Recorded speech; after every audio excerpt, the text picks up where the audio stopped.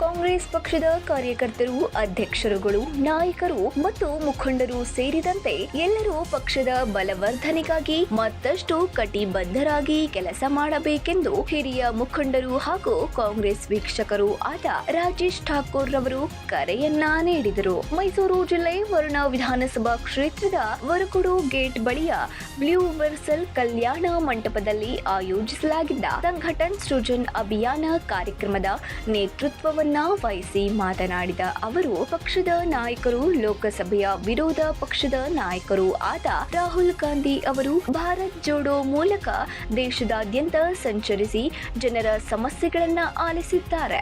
ಇದಕ್ಕೆಲ್ಲ ಪರಿಹಾರ ಕಂಡುಕೊಳ್ಳುವ ನಿಟ್ಟಿನಲ್ಲಿ ಎಲ್ಲ ಜಿಲ್ಲೆ, ತಾಲೂಕುಗಳ ಅಧ್ಯಕ್ಷರು ಸೇರಿದಂತೆ ಪಕ್ಷದ ಮುಖಂಡರುಗಳಿಗೆ ಹಲವು ಸೂಚನೆ, ಸಲಹೆಯನ್ನ ನೀಡಿದ್ದಾರೆಂದು ತಿಳಿಸಿದರು.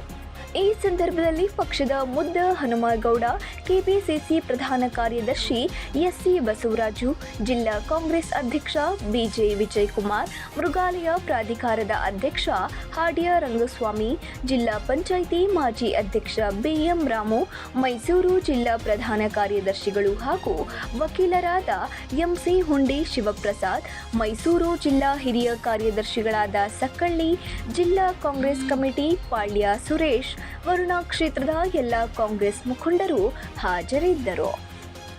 9 ಲೈವ್ ನ್ಯೂಸ್, ಮೈಸೂರು.